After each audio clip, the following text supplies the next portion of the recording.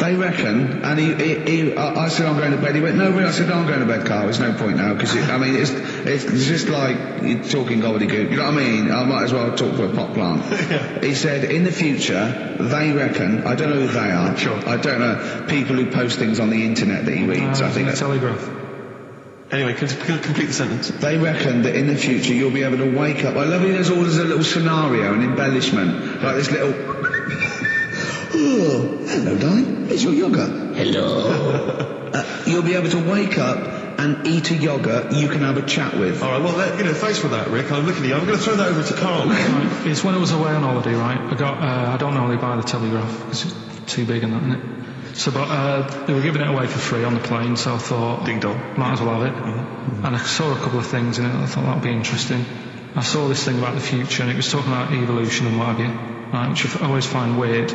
Because I always think that maybe we've sort of done it wrong anyway. Do you know what I mean? I sometimes think... You can't by definition, evolution can't get things wrong. Things change, that it's not successful, it can't pass on its genetic material or that, but if you're around, it's working. If you're around, it's working. Slugs are as evolved as they need to be. Slugs are as evolved as you. And me. That's true, yeah. No disrespect, but it works. It works. Sorry, around. what's your point, Karl? No, I mean, I think we probably would have been better off staying as a fish. Just because there's more water than land, isn't there? Right. And you wouldn't drown. This is why I went to bed. No, I'm thinking of dozing off now. No, but do you know what I mean? From what was it? It was bacteria, it was fish, mermaid, man, onwards and that. So anyway. Oh God! No, there are a few knowledge gaps in your theory of evolution. You generally got it right though. So I mean, basically, yeah, it went bacteria, fish, mermaid, man. So what's next is the big question. So it was telling you all about this and what have you, and saying how we shouldn't have interfered because maybe if we wouldn't have invented planes and what have you, maybe we'd be able to fly and what have you if we really needed to and stuff like that. Okay. So we've interfered with evolution, you see. Right. But then he was saying, well, what's the future got? Well, yes, in one way we have interfered with evolution. Yeah, the evolution of the human being in society is changing. It's no longer based on the strongest or the fittest because medical science can keep us alive long enough. People can pass on our genetic material where without this civilization they wouldn't have been able to. So yeah, there are different parameters, there are different pressures, there are different things that say whether we're going to pass on genetic material or not. Okay, so in that sense you're right. And that, Rick, as far as I'm aware, has led to a yogurt that you can eat and have a conversation with. So this is what it was saying. It was just saying, we're living in mad times and that. There's a lot of weird stuff going on. One of which is... Go on. And the fellow was just saying, with computers and stuff like that, the way it is, we'll be able to wake up. Go on. Have a chat with your yogurt and have something to eat. What do you mean, have a chat with your yogurt? Because of the amount of... you have them yogurts already, those friendly yogurts. Those bacteria-friendly ones, so this is just a really friendly one. Yeah, David. Oh God! I'm my best. Do you know what? Sometimes, Carl, I think that we're having a chat with the yogurt. Do you know? There can't be any difference. Yeah, but then I'm always reminded that would be more entertaining. That would be more informative. Read on the internet that heads are bigger now than they were years ago. Brains are getting bigger, apparently. This is because we're being told too much information. We are told too much stuff about things that we wouldn't have known about years ago. You've just made that leap, haven't you? Presume maybe heads and brains are getting larger, but the fact that it's because there's too much information cramming in them. Well, it is as time goes on, isn't it? It's that thing of we're being taught more and more every day. As the time goes on, something's happening every day. You've got to remember that. No, you haven't. You have. It's the same, like I said, with the Adam and Eve thing. They didn't have that much to remember. They come on the world, they go, what happened yesterday? Oh, not much.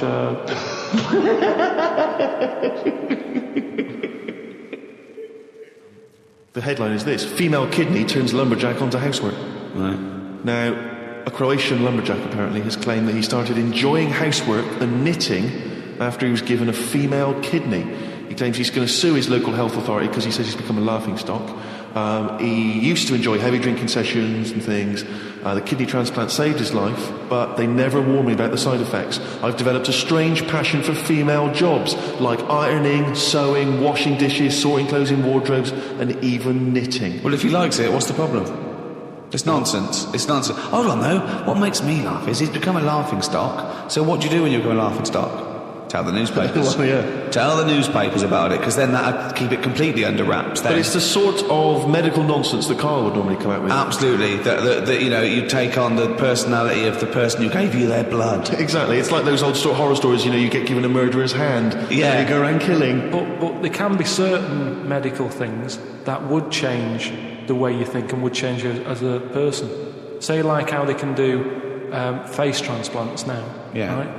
I mean, I don't quite understand how this face transplants work, because do you get a choice of who you have? If you have something done to your face and you go, you know, it's burnt or whatever, or something happens to you and you need a face transplant. Well, if you totally changed your appearance, then you would eventually change because of how people reacted to you. Yeah, but if you gave yourself the head of an elephant, soon you wouldn't be yourself because I wouldn't have that. That's what I'm saying. If they had a catalogue and they said, here's some faces you can have, pick which one you want. Yeah. Would you be looked upon badly if you go, do you know what?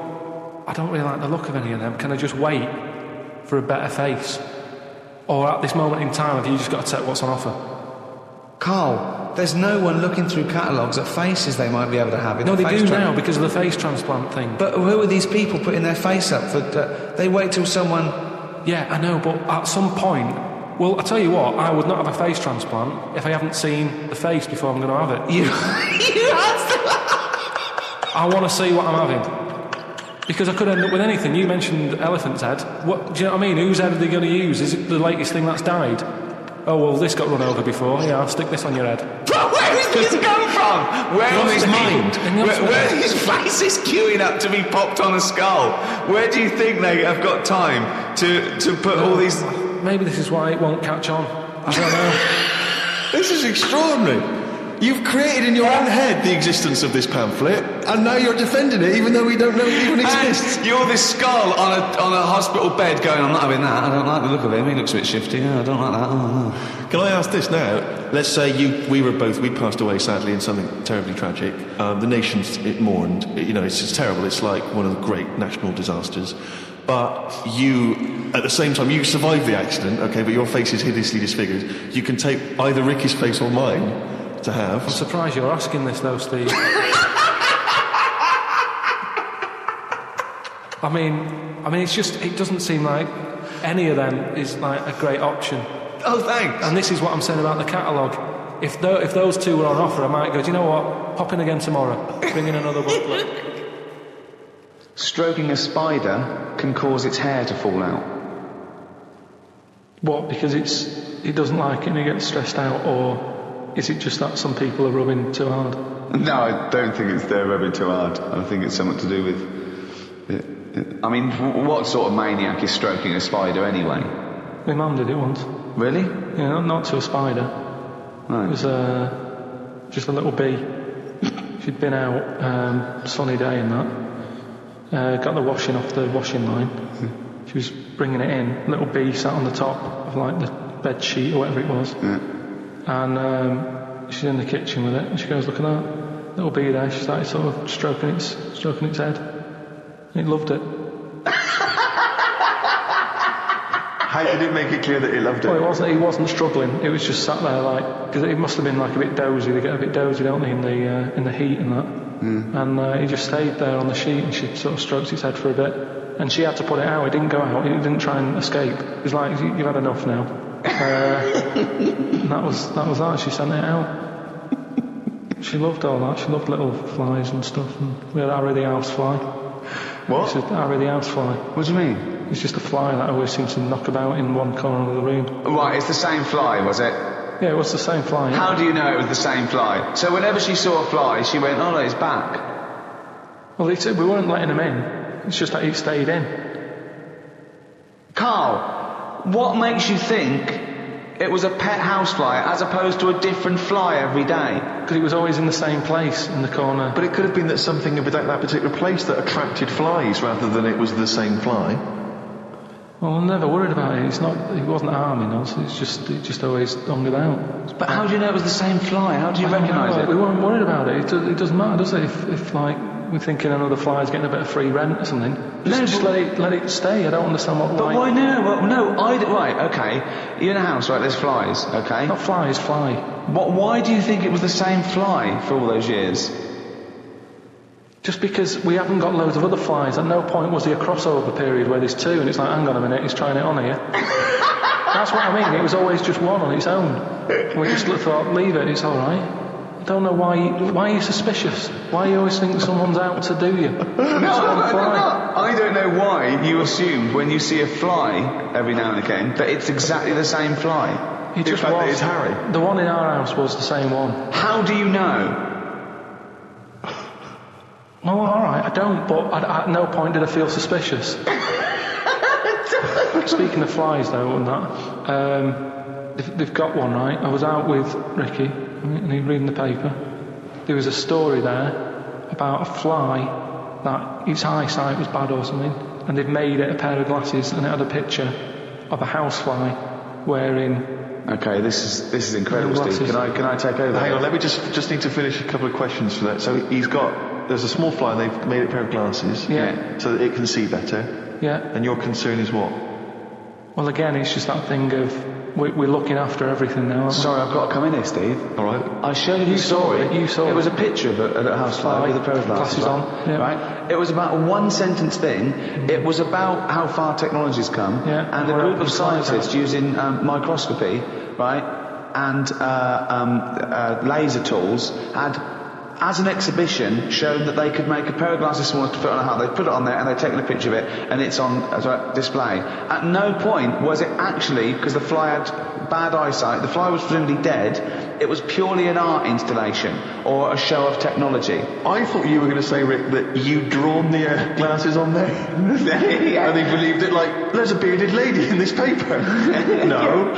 My God, Tony Blair looks like Adolf Hitler. No. What do you think of that though? But they did it as an experiment. Yeah, but all things start as an experiment. But why would they make a pair of glasses for a fly? How would they know he had bad eyesight? How would they know it was the same fly? Bumping into stuff. I don't know. Bumping into stuff. But why would they bother making glasses for it? And they've got a compound eye. They'd have to make about 1,000 pairs of glasses for a fly. It's just that thing, innit, of human nature is something's wrong with something, let's fix it. And they try and help people out all the time, don't they? We're always doing it. We're always trying to help people out instead of just going, you've been dealt a duff card, cope with it.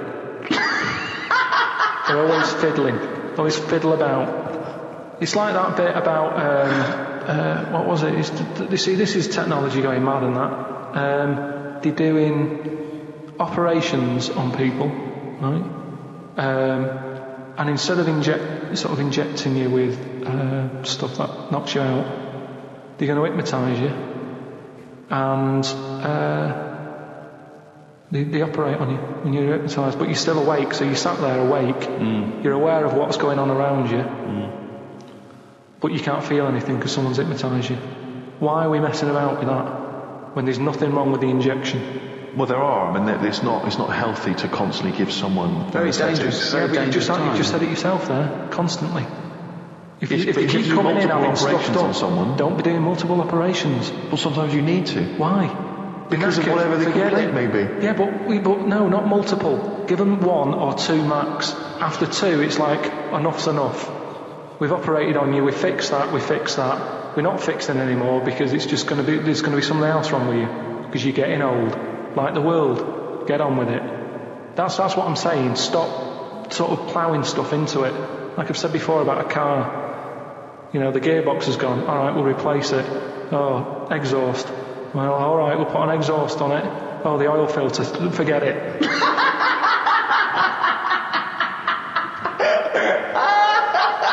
Came up with a good idea. We'll be the judge of that. I'll do it now. It's not a good idea. Okay. I'm sticking my neck out here. I think this isn't going to be a good idea. Okay. Thoughts? Well, I'm going to agree with you. I'm going to second that motion. Okay, let's see if we're both right. See-through skin. High five, Rick. The world's oldest tortoise, a 250-year-old tortoise, died last week. Did it? Yeah, in a zoo in India. 250 years old. So would that have had that thing that they say about how you get a flashback of your life? You mean your life flashes before your eyes? Yeah, they say, don't they? Just like on your last breath or whatever. You like see you coming out of the womb and everything. Well, one, I don't believe that's true. I don't believe your life flashes before you. I don't know what evidence we've got. People who die say, you never guess what's happening. No, but there's loads of things that have happened where people go, oh, that's weird. That goes to show that we've been around before, or... No, it doesn't. There's none. I have no evidence for that. Well, I told you that time when it happened to me when I was younger. Go on. Your life flashed before your eyes? Well, it wasn't like a flashback, but it was it's the next thing next to flashbacks. It was, I was having a bath, right? And my mum had run the bath and that, and she said, is that too warm? And I said something like, no, it's all right. It's a lot better than when I used to have a bath in that wooden bath in front of the fire.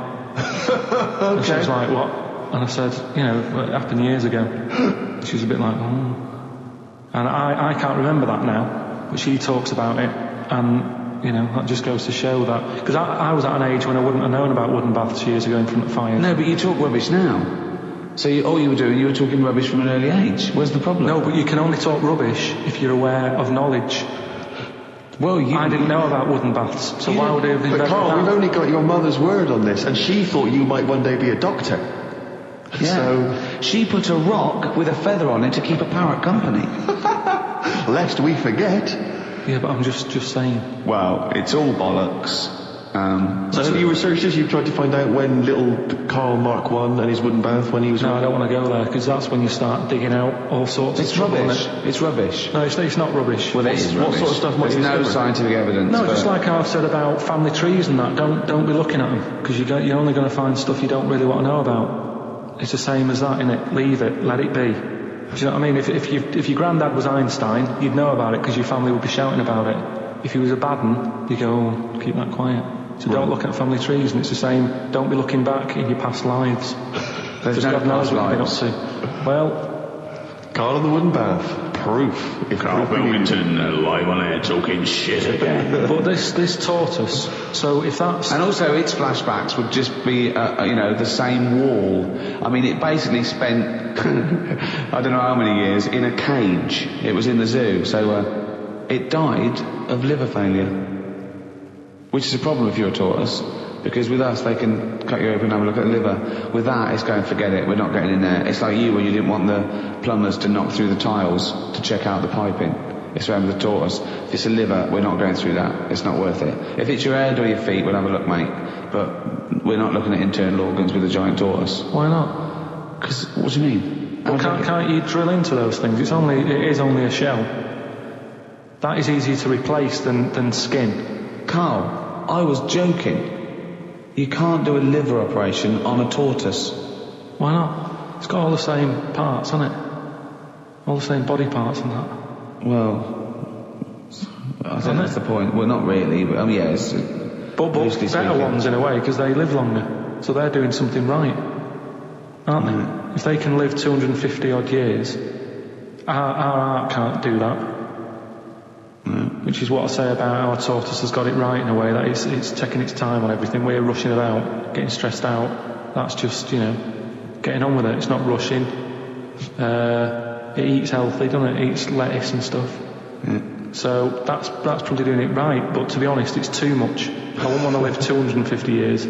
Just eating lettuce. Let's not forget that all a tortoise does is eat lettuce. It's not like it's jet skiing weekends and then getting its lettuce on a Monday. That's all it does, is eat lettuce. Yeah.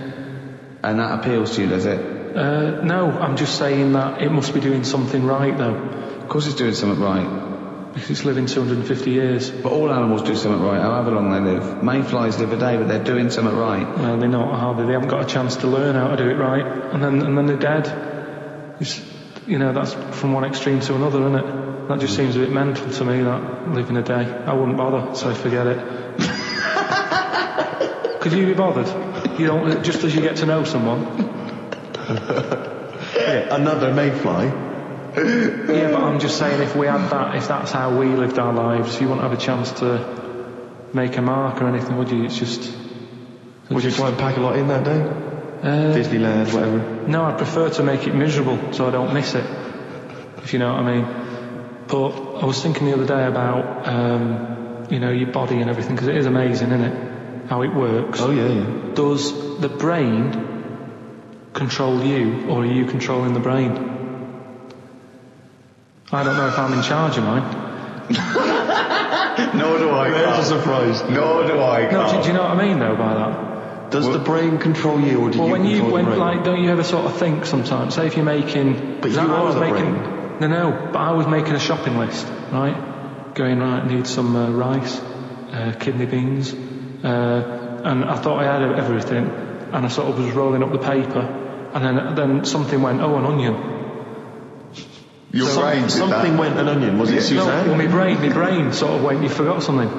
Yeah. I didn't think I'd forgot. No, you are your brain. No, but don't you understand? My brain was I was in control of my brain when I was writing down rice and kidney beans. But you're not in charge of the onion. That's another part of the brain that's in charge of the onion. The onion sector. Yeah. No, but I put the paper away, putting my coat on, ready to go and get the rice. Yes, but your onion lobe kicked in. What, so you put the paper in your pocket, you got the coat on, then you just suddenly hear... Then it was just like... onion. I'm not even thinking about that shopping list. It's in my pocket, I'm thinking, do I need my gloves, it's cold out. Yeah. Suddenly, onion. And it was like, oh yeah, onion, yeah, I had to get the paper out. So what I'm saying is, who's in charge? The brain, the mind, the brain is the... What are you doing? Who's in charge? That's just, you forgot the onion and then you remembered the onion. You must have forgotten things in the past. No, but not like that, not where... Like, it just made me think, that was weird, who reminded me of that? You did. Yeah, but I'm not... No, you are your brain. It's not like there's you, then there's a brain, then there's an extra one looking down at it, the meta brain, the thing above it. No, but your brain... How does your brain work? You give it information, don't you? Well, it takes... Do you mean you give it information? If I sat in a room with nothing, not feeding it anything, you wouldn't know anything. No, but there's this thing that there's two yous. It's this thing that there's Carl and Carl's brain. Yeah, there's not a duality in this. If you go, come on, now think. That's the brain saying that to itself. It's not. There's not two people in there having an argument. Come on, brain. And the brain's going, oh, don't you start, I was thinking then. And the other thing's going, brain, onion. And the brain goes, Carl, onion. You are your brain. If you are anything, you are your mind, your brain, your collection of memories, your personality. You're not what you look like. Does that answer your question, Carl? What do you think of then? You were thinking of a tortoise on a skateboard then when I did that last sentence, weren't you? I, like you, Rick, I'm always annoyed and embarrassed when we have to concede something to Carl. And it seems though each week I look on the emails that we've got, and once again someone has found some evidence to support some of the nonsense that Carl has come out with. Now, you may remember we were talking about his concept of putting a giant mirror on the moon, because why should we have to go into space? Then we could just look up at the moon and we'd see the Earth reflected back at us, and we'd think, that's the Earth. I can't see myself backing down on how ludicrous this is. No, indeed. Although someone, I think they're really being very picky. They were picking you up on a technical point, because I think one of your criticisms was the idea that the moon is moving and thus the mirror would, be absent from view for some time. Although people have been claiming that the moon, there's always the same face of the moon that's shown to us. There's always the same side of the moon is always visible to Earth. That's when they talk about the dark side of the moon. It's not just light. It's the fact that we can't see. It's the other side of the moon. No, but we move, so it's not always present. No, but it would always be present to someone on Earth. Yes, I know. Well, this is the thing. These people don't know what I know. I know that Carl is thinking of looking up there and seeing himself looking back. That's what he's hoping. Like when you're going along in a car and you see a shiny building, you go, oh, that's my car. And you wave. That's what he's hoping to see. He's not doing it to gauge the speed of light and think and change like that. He's not doing that. He wants to look up through a telescope and wave. Yeah.